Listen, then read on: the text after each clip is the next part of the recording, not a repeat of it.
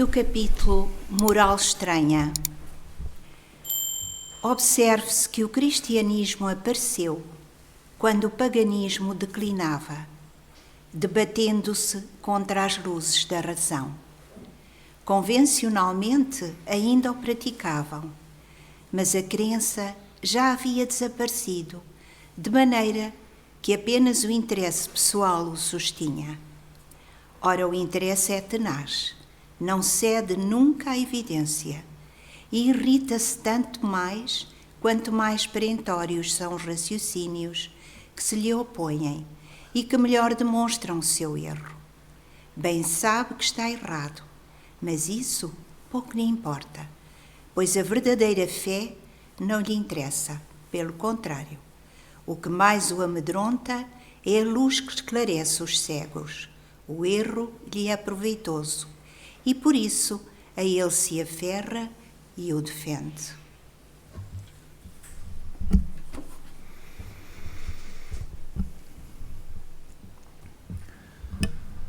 O interesse pessoal é o principal obstáculo ao progresso. Dizem-nos os Espíritos, no Livro dos Espíritos, por intermédio de Allan Kardec. Interesse pessoal que é sinónimo de egoísmo, ou seja, nós pensarmos exclusivamente no nosso próprio bem. E esta é justamente uma característica nossa, que faz parte do nosso processo natural de evolução, de desenvolvimento enquanto espíritos imortais, que nos distancia temporariamente do Criador. Porque interesse pessoal significa que nós colocamos a nossa vontade e o nosso desejo no centro da nossa vida, no centro do nosso universo. E vivemos como se tudo o resto gravitasse em torno de nós. Não estamos necessariamente preocupados com a verdade. Porque quando nós estamos sinceramente preocupados com a verdade, nós estamos dispostos a abrir mão de tudo para compreendê-la e vivenciá-la. Quando o interesse pessoal está no centro, tudo lhe está subordinado. Só nos interessam as verdades que servem o nosso interesse. Só nos interessam as leis que servem o nosso interesse. Só nos interessam as pessoas que servem o nosso interesse. Tudo em função daquilo que nós queremos. E, de certa forma, esta visão interessada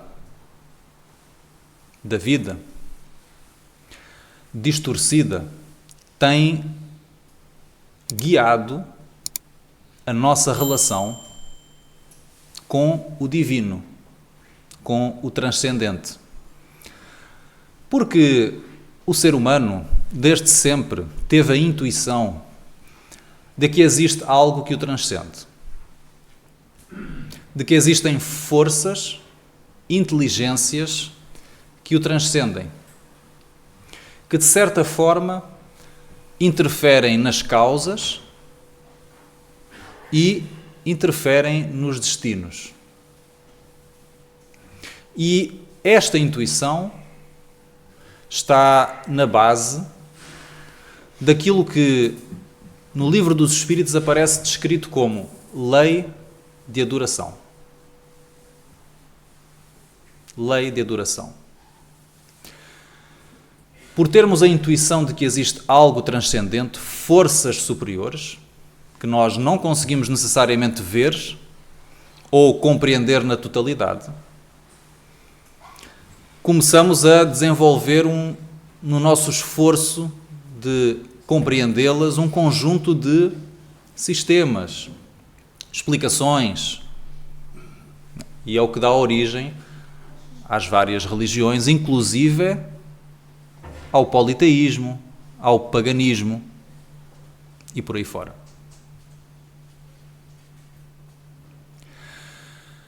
E na medida em que nós somos movidos pelo interesse pessoal, isso vai também interferir na nossa relação com a divindade, em que passamos a relacionar-nos, seja com Deus, seja com os deuses, porque nós vamos ver isso muito bem por exemplo,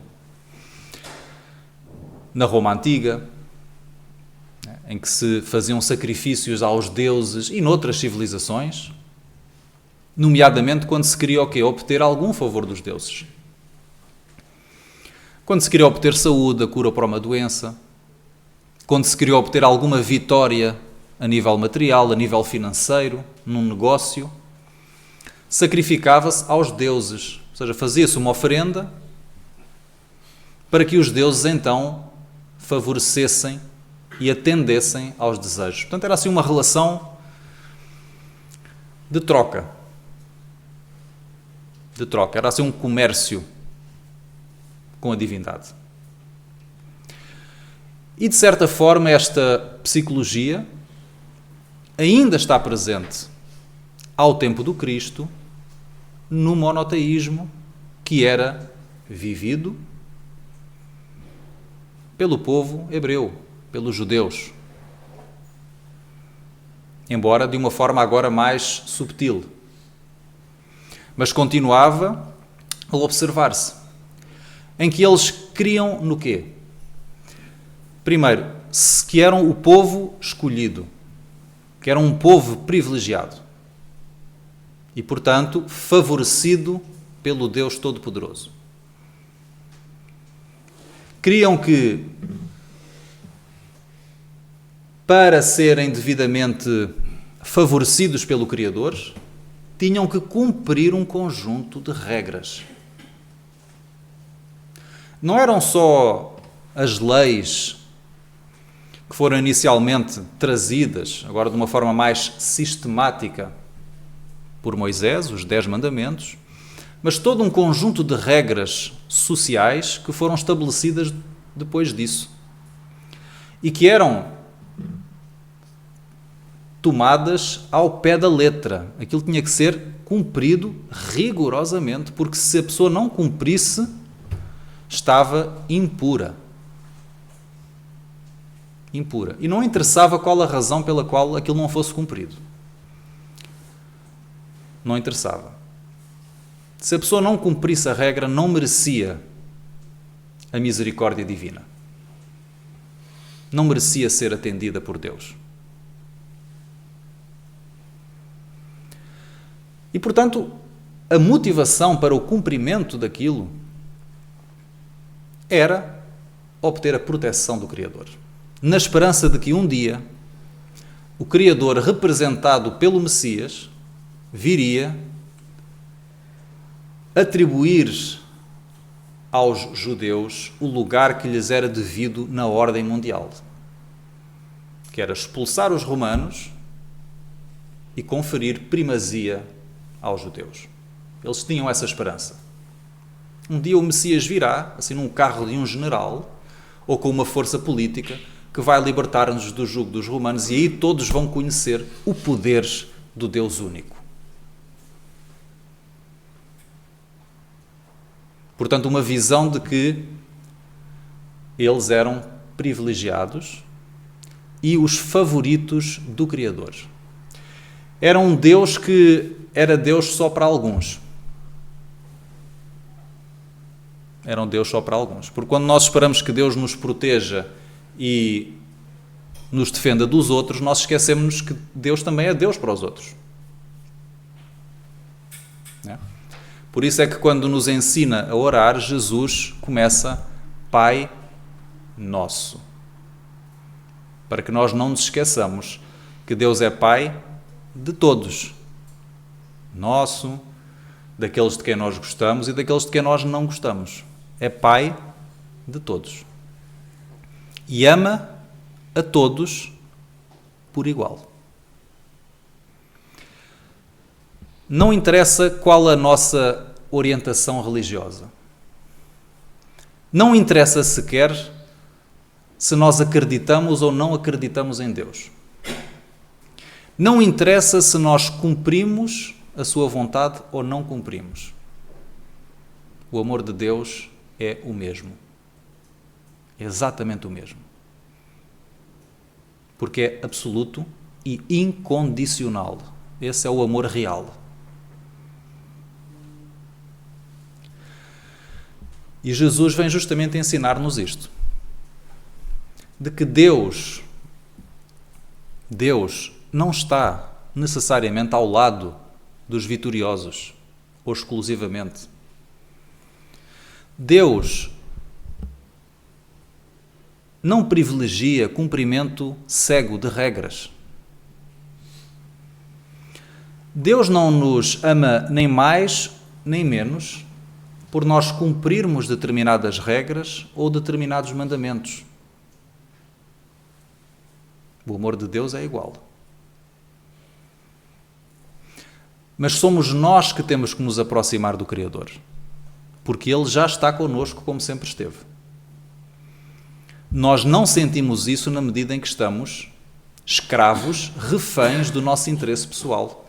Porquê? Porque quem está movido pelo interesse pessoal não tem espaço no seu coração para Deus.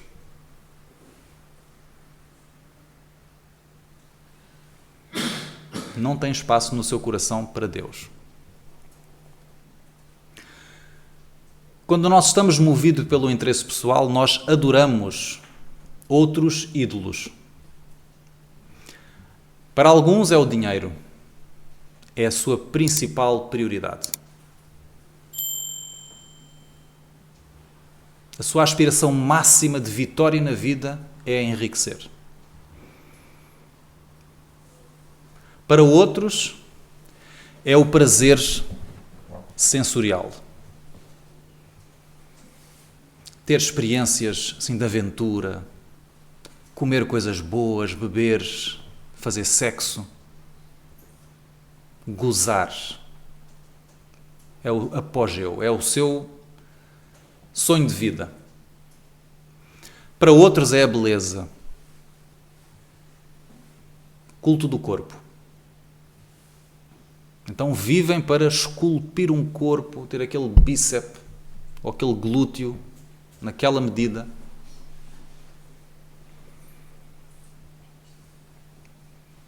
Para outros é o poder. Procuram, acima de tudo, posição de poder, que lhes permita influenciar e dominar. Esses são os ídolos. E nós hoje olhamos à volta e vemos isso muito bem. São os ídolos que nós colocamos no centro da nossa vida. E o desafio é nós abrirmos mão desses ídolos e colocarmos no centro da nossa vida Deus. Porquê? Porque todos nós estamos a caminhar na direção de Deus. Deus é a nossa origem e é o nosso destino.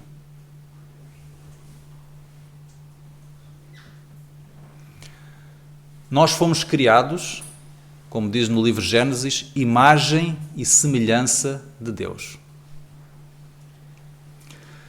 E a doutrina espírita diz-nos que nós estamos em processo evolutivo para atingirmos a perfeição. E diz-nos o Cristo, sede perfeitos como o perfeito é o Pai Celestial.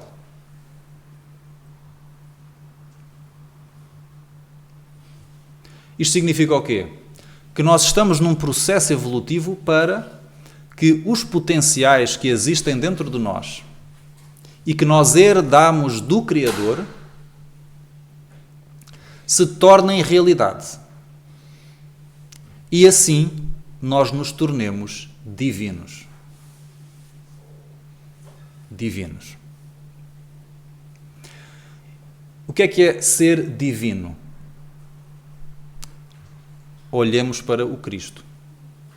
Ele é um ser que, pelo grau de evolução que alcançou, manifesta os seus potenciais divinos de tal maneira que muitos acreditam ainda que Jesus é Deus reencarnado ou encarnado.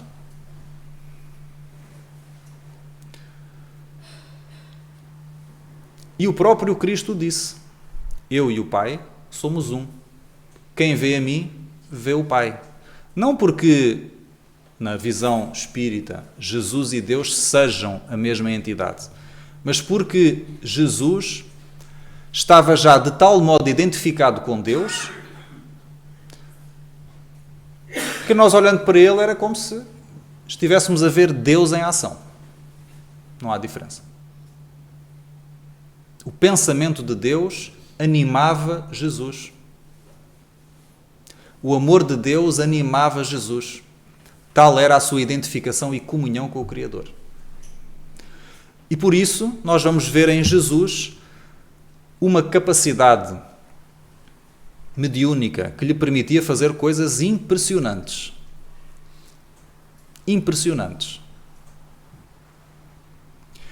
E uma capacidade de sacrifício, de compreensão, de amor pelo seu semelhante, que até hoje nós nos esforçamos por compreender. Como é que aquele que curou os cegos, ressuscitou ou levantou Lázaro, que já tinha sido dado como morto, que multiplicou os pães e os peixes, que caminhou sobre as águas, que acalmou a tempestade, mostrando um domínio completo sobre as leis da natureza.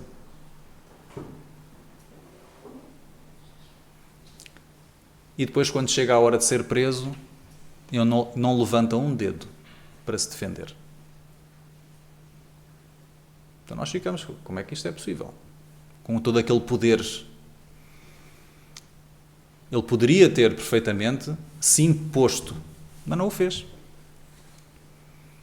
Não o fez. Para nos mostrar que o caminho para chegar a Deus não é o caminho da luta contra o nosso semelhante. Não é o caminho da conquista do poder mundano. É um outro caminho. É um caminho que implica renúncia, mansuetude, submissão à vontade de Deus. Não é submissão ao outro e tornar-nos subservientes, não é isso. Mas é aceitar a vontade de Deus.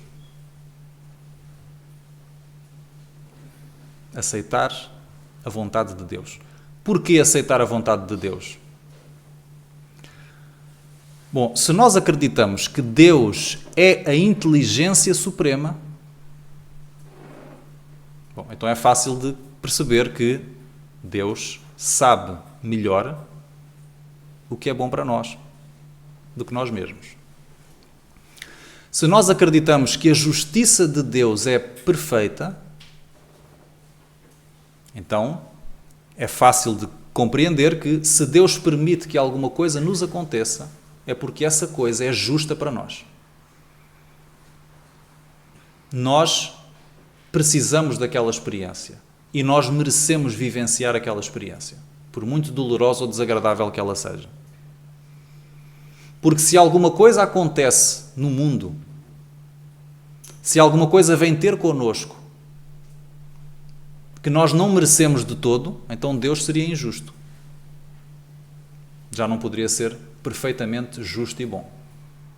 Então, se nós acreditamos que Deus é a inteligência suprema, que é soberanamente justo e bom, então temos que aceitar que Deus sabe o que é bom para nós, Deus sabe o que é justo, e por isso tudo aquilo que acontece na nossa vida é bom e é justo. E isto é uma conclusão muito amarga de se aceitar. Muito amarga de se aceitar. Por isso muitos ainda resistem aos ensinamentos de Jesus. Ficam apenas com uma parte, com a parte que lhes convém. Mas resistem aos ensinamentos de Jesus no que diz respeito a nós aceitarmos a vida como ela é. Aceitarmos a nossa cruz, da mesma forma que o Cristo aceitou a sua. Por isso a sua moral é estranha. Como é que podemos aceitar que alguém nos roube, nos prejudique, sem nós revidarmos e procurarmos repor a justiça? Porque isso é o impulso natural. Se a pessoa me fez o mal, eu tenho que responder. Não posso permitir injustiça. Aquilo que Jesus ensina é justamente o contrário. Não resistais ao mal. Amai os vossos inimigos. Reconcilia-te com o teu adversário. Perdoa as ofensas. E isto é difícil de compreender.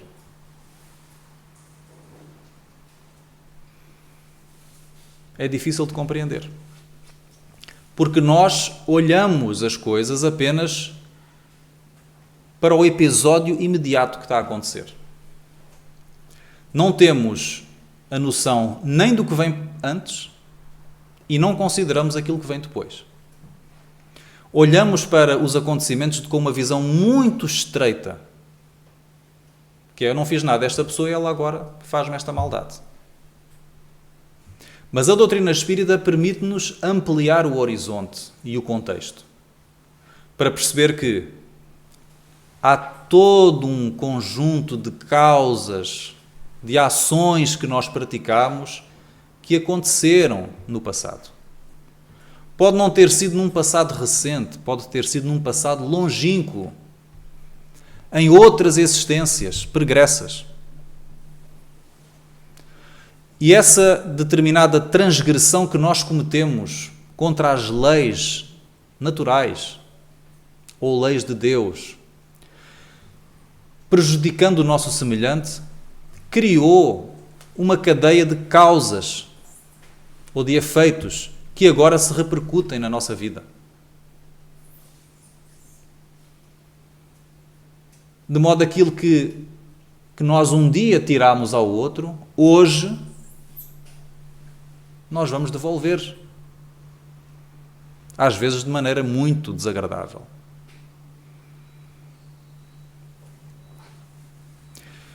E permite-nos olhar para diante, para perceber que nós somos espíritos imortais. Felicidade é destino, é fatal. Todos nós vamos lá chegar. Todos nós vamos lá chegar. Ninguém fica para trás. Nós vamos evoluir, quer queiramos, quer não, para que um dia alcancemos tal sabedoria e harmonia com as leis de Deus que seremos naturalmente felizes. Porque felicidade vem do nosso grau de perfeição. E quanto mais perfeitos, maior a nossa harmonia com a própria vida.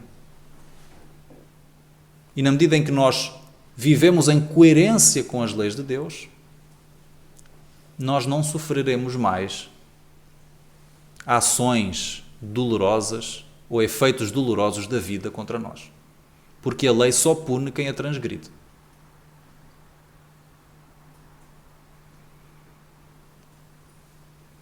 Então hoje nós podemos estar a viver experiências dolorosas, privações, provas, mas tudo isso serve para nos ajudar a aprender algo que nós ainda não aprendemos. A construir dentro de nós mesmos recursos, atitudes, formas de pensar e de sentir que nos permitam ser felizes. Não é ter felicidade, ser feliz. A diferença é quando nós pensamos em felicidade, nós pensamos em ter experiências.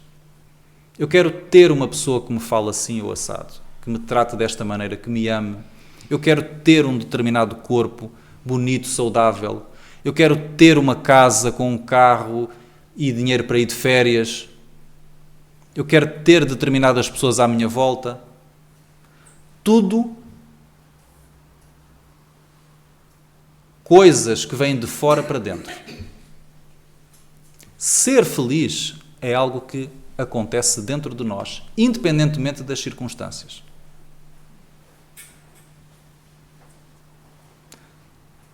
Pensar de uma forma feliz. Sentir de maneira feliz. Ter hábitos de comportamento, de decisão, de escolha perante as circunstâncias que sejam felizes. Quando nós alcançarmos isso, nós teremos uma sabedoria, uma sensibilidade que traga a vida ao que nos trouxer. Nós compreenderemos sempre exatamente o que é que nós temos que fazer. Qual é o nosso papel? O que é que nós precisamos fazer para continuarmos em harmonia com o Criador?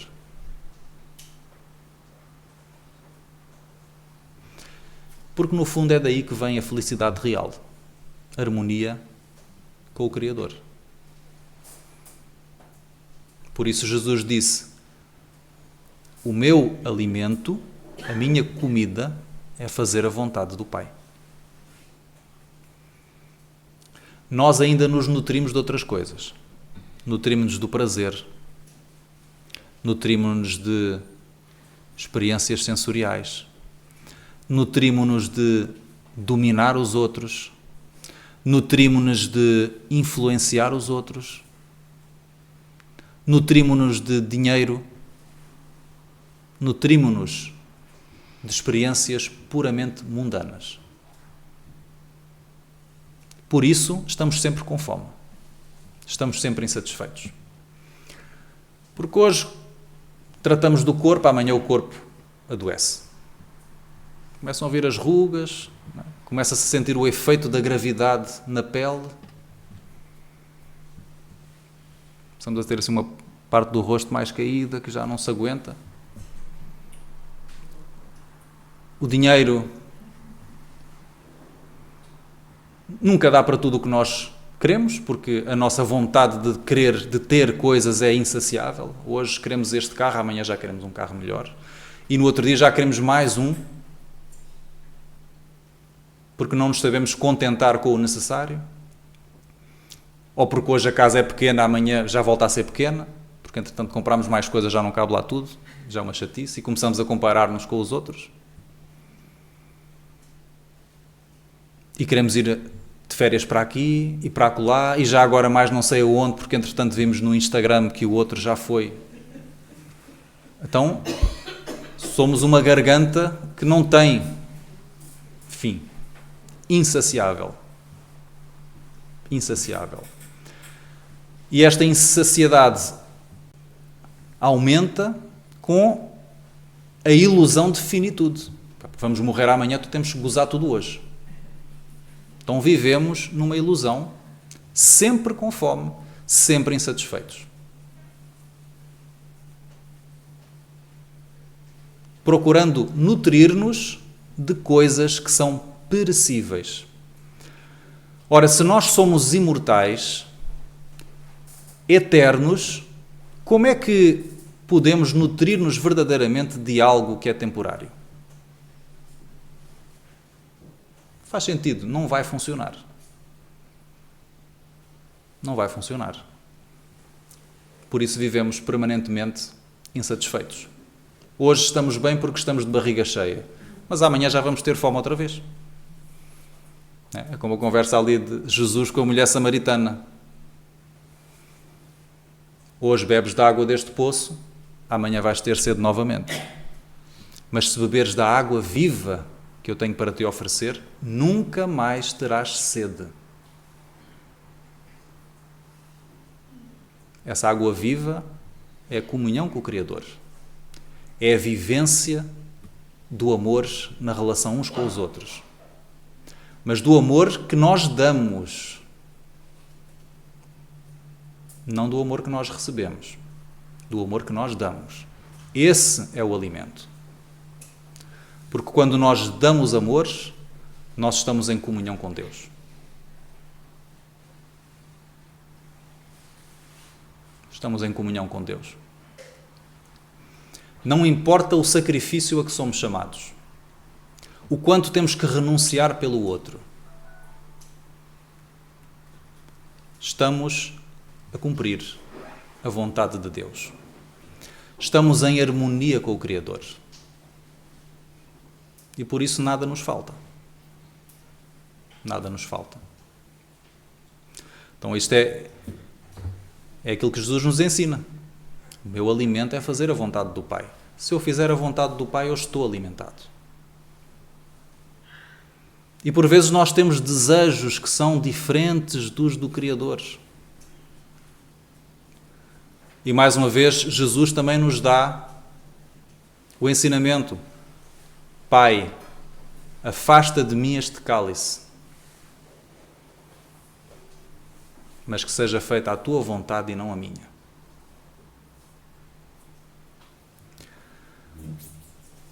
Coloca no centro da sua vida a vontade de Deus. Eu gostava de outra coisa. Eu preferia não ter que passar por isto. Mas se for essa a tua vontade, então que seja feita. Porque eu confio na sabedoria, na justiça e no amor de Deus. E, portanto, se é essa a tua vontade, que se cumpra. E este é o desafio que é tão difícil de aceitar. Porque muitas vezes nós vamos chegar à conclusão que para que se cumpra a vontade de Deus, nós teremos que abrir mão dos nossos desejos. Teremos que abrir mão muitas vezes das nossas convicções. Teremos que abrir mão dos nossos planos.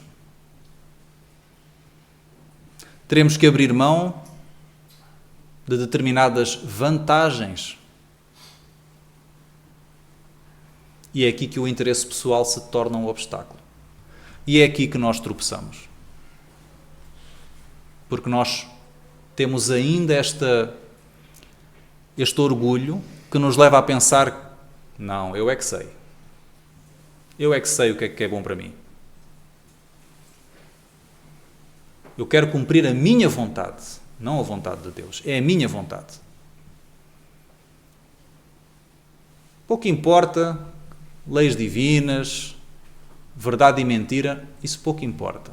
Eu quero viver o meu desejo. Eu quero alcançar o meu objetivo.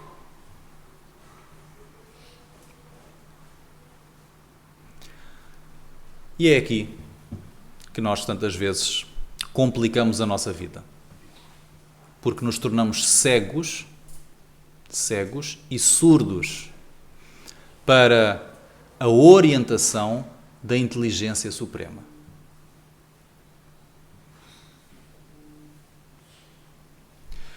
Então esta é a moral estranha do Cristo, que nos pede para nos tornarmos humildes, negarmos a nós mesmos, tomarmos a nossa cruz e o seguirmos. Aceitando perder no mundo para conquistarmos por dentro. Porque muitas vezes é justamente isso que nós temos que realizar. Perder por fora para construir por dentro.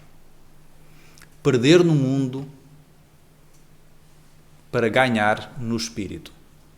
Porque nós não estamos no mundo para vencer no mundo. Nós estamos no mundo para vencer dentro de nós. Porque nós não somos daqui. Nós não somos daqui. Dia chegará em que o nosso planeta o nosso sistema solar se perderão na poeira do espaço. E nós permaneceremos na vida. Espíritos imortais. Então que Jesus continue a inspirar-nos e que nós continuemos a inspirar-nos nos seus ensinamentos para conseguirmos viver com uma outra perspectiva que nos permita fazer face aos desafios da vida com outro equilíbrio, com outra serenidade e sempre focados naquilo que realmente importa, que é construir dentro de nós mesmos, que é onde um dia encontraremos, como Jesus nos ensinou, o reino de Deus. Muita paz.